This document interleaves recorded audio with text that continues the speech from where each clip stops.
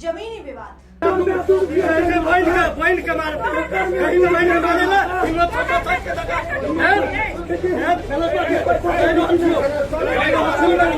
भागते चीखते लोग,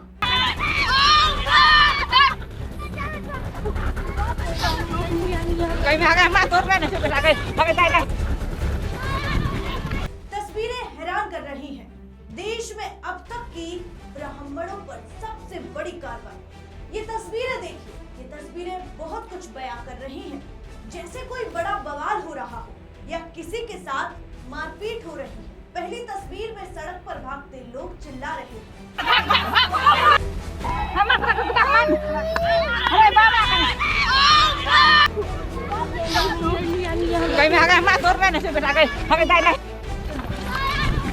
दूसरी तस्वीर में महिला के चीखने की आवाज है और गेट पकड़े हुए एक आदमी, बाहर से कुछ लोग इस गेट को तोड़ रहे हैं।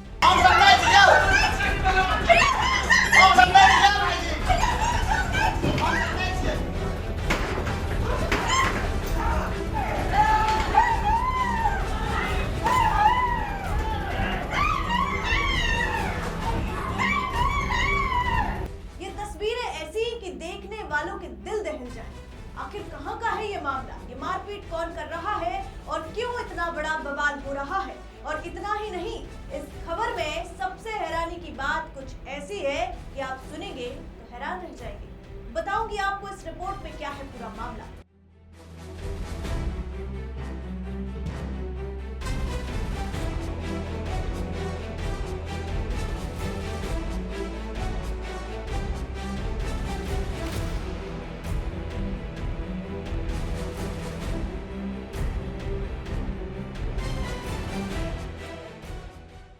नमस्कार, मैं हूं आराधना नामदेव। आप देख रहे हैं वीके न्यूज। एक गांव और लगभग पूरे गांव के ब्राह्मणों पर एक साथ एफआईआर दर्ज। सुनकर आप खुद हैरान रह जाएंगे। सोचिए, सुबह उठते ही पता चले कि आपके गांव के सैकड़ों लोगों का नाम कानूनी कार्रवाई में शामिल हो गया है। ये मामला बिहार के दरभंगा जिले का है, जिसने अब सोशल मीडिया और सिस्टम दोनों में हड़कंप मचा दिया है। 12 लोगों को अब तक गिरफ्तार कर लिया गया है और बाकी आरोपियों की तलाश जारी है। लेकिन सवाल ये है कि आखिर ऐसा क्या हुआ कि पुलिस को पूरे गांव पर केस दर्ज करना पड़ा? क्या इसके पीछे कोई बड़ी सच्चाई छिपी है? एक गांव, एक ही जाति और पूरे गांव के लोगों पर एक साथ दर्ज एफआईआर।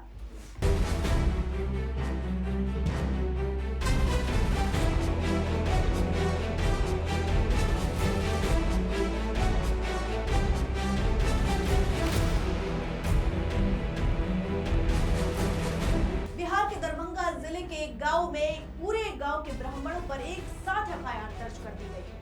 अब तक इस मामले में 12 लोगों को गिरफ्तार भी कर लिया जा चुका है। आखिर ऐसा क्या हुआ कि पूरा गांव पुलिस की जांच के घेरे में आ गया? मामला कुशेश्वर स्थान थाना क्षेत्र के हरिनगर गांव का है। गांव के रहने वाले अशरफी पासवान ने थाने में शिकायत दी थी, जिसमें 1-2 लोगों के नाम नहीं थे, बल्कि नामों की लिस्ट बहुत लंबी है। उनकी शिकायत के आधार पर गांव के करीब 70 लोगों को नामजद आरोपी बनाया गया है, जो सभी ब्राह्मण जाति से बताए जा रहे हैं। इसके अलावा 100 से 150 अज्ञात लोगों के खिलाफ भी केस दर्ज किया गया है और 220 लोगों के नाम इस शिकायत पत्र में लिखे गए हैं। उनका कहना है कि सारे गाँव के लोगों ने मिलकर उनके साथ मारपीट की, उनके बच्चों को मारा, उनके घर में मौजूद महिलाओं के साथ मारपीट की और उन्हें निर्वस्त्र कर दिया गया।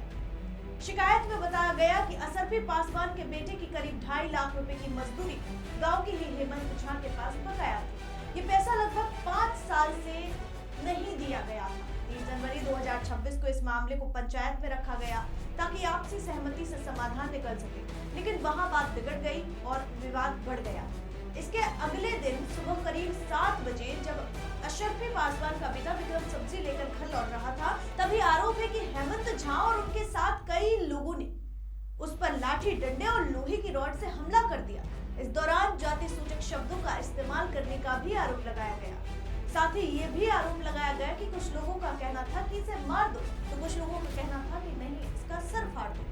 आवेदन में यह भी कहा गया कि आरोपियों ने घर में घुसकर मारपीट की और 2 लाख रुपए नगद, मोबाइल फोन और एलसीडी टीवी भी चुरा ली। इस घटना में 10 से ज्यादा लोग घायल हुए हैं। पुलिस के मुताबिक ये मामला पुराने विवाद से जुड़ा हुआ है। अब तक 12 लोगों को हिरासत में ले लिया गया है और बाकी आरोपियों की तलाश की जा रही है। जांच अभी जारी है। हालांकि घटना जनवरी के आखिर में हुई थी, लेकिन मामला तब ज्यादा चर्चा में आया जब 3 फरवरी को एनसीआईवी ने अपने एक्स हैंडल से एफआईआर की कॉपी शेयर की। इसके बाद सोशल मीडिया पर ये मामला तेजी से वायरल हो गया और लोगों के बीच इस पर बहस शुरू हुई। एनसीआईवी यानी नेशनल क्राइम इन्वेस्टिगेशन ब्यूरो, जो भारत में अपराध, भ्रष्टाचार और सामाजिक बुराइयों के खिलाफ काम करने वाला एक गैर सरकारी संगठन यानी एनजीओ। NCIV.in के अनुसार ये पंजीकृत संस्था महिलाओं के उत्पीड़न, मानवाधिकारों के हनन और तस्करी जैसी अवैध गतिविधियों के खिलाफ, साथ ही पुलिस प्रशासन के सहयोग से देश को सुरक्षित बनाने के लिए सक्रिय है। उनकी ओर से एक्स हैंडल पर एफआईआर की कॉपी शेयर करते हुए लिखा गया, बिहार के दरभंगा जिले में दर्ज इस अनोखी एफआईआर में लिखे नामों को देखिए। पूरे गाँव में कोई भी ब्राह्मण नहीं छूटा, सब पर SC/ST एक्ट में एफआईआर दर्ज हो गई। आरोप है कि पूरे गाँव ने मिलकर शोषण किया। एक एफआईआर में जिले के सभी ब्राह्मण शोषणकर्ता आताताई बना दिया। सब पर SC/ST एक्ट समेत अन्य धाराओं में केस दर्ज कर दिया गया है। एफआईआर में नामजद अधिकतर ब्राह्मण दिल्ली, मुंबई में मजदूरी और अपने परिवार का पेट पालने के लिए मजदूरी कर रहे हैं। और इस कहानी में, इस विवादास्पद मामले में सबसे दिलचस्प बात भी यही है कि एफआईआर में दर्ज कुछ लोगों के नाम है जो गाँव में रहते ही नहीं, कुछ तो वर्षों से गाँव नहीं गए। फिर कैसे उन पर ये मामला दर्ज हो गया? यहाँ पुलिस के ऊपर भी सवालिया निशान खड़े होते हैं। क्या पुलिस जांच में लापरवाही की जा रही है? इस मामले को एक पक्षीय देखा जा रहा है या द्विपक्षीय? ये पुलिस जांच में आगे पता चलेगा। एनसीआईवी की इस पोस्ट ने कई सवाल खड़े कर दिए हैं हाल ही में, क्योंकि किसी पर मामला दर्ज होने से उस पर आरोप सिद्ध नहीं हो जाते। अब जान लेते हैं SC/ST एक्ट क्या है। अनुसूचित जाति और अनुसूचित जनजाति अत्याचार निवारण अधिनियम, जो 1989 SC/ST एक्ट में भारत में दलितों और आदिवासियों के खिलाफ होने वाले सामाजिक, आर्थिक, शारीरिक और जातीय अत्याचारों को रोकने के लिए बनाया गया। ये एक विशेष कानून है जो 30 जनवरी 1990 से लागू हुआ, जो गैर SC/ST व्यक्तियों द्वारा किए गए अपराधों के लिए सख्त सजा, त्वरित सुनवाई और पीड़ितों को मुआवजा, पुनर्वास प्रदान करता है। ये मामला अब सुर्खियों में। इस पर डीएसपी का बयान सामने आया है, उनका क्या कहना है सुनिए। विवाद हुआ था और कुछ असामाजिक तत्व जो है हरिनगर गांव के, वो जातिगत रंग देना चाह रहे थे। तो इसमें एक पक्ष के जो लोग ज्यादती किए हैं अनुसूचित जाति के व्यक्तियों पर, उनमें से 12 लोगों को डिटेन किया गया है और भी जो प्राथमिकी में नाम आएगा तो उसके साक्ष्य एकत्रित करके कार्यवाही की जाएगी। कितने लोगों की गिरफ्तारी हुई? अभी तक 12 लोगों की हुई है। मामला क्या था सर, पूरा कुछ जानकारी? पूर्व से ये विवाद है कि पैसे के लेन देन का 2 लोगों का मामला है। उसी में उन 2 लोगों के विवाद को जातिगत रूप दिया गया है और एक पक्ष जो अनुसूचित जाति के हैं उनके ऊपर ज्यादती की गई है। प्रथम दृष्टया यह मामला प्रकाश में आया है, तो जो भी दूसरे पक्ष के लोग हैं उनके विरुद्ध कार्रवाई की जा रही है। इस मामले में कुछ लोगों को कहना है कि द्विपक्षीय मामले को सांप्रदायिक रंग न दिया जाए और अगर कोई दोषी है तो उन पर कार्रवाई की जाए। पुलिस जांच कर रही है। आगे इस मामले में जो भी अपडेट आएंगे आप तक जरूर पहुंचाएंगे। आपको क्या लगता है? अपनी राय हमें कमेंट बॉक्स में जरूर बताइए। VK न्यूज, राष्ट्र के नाम।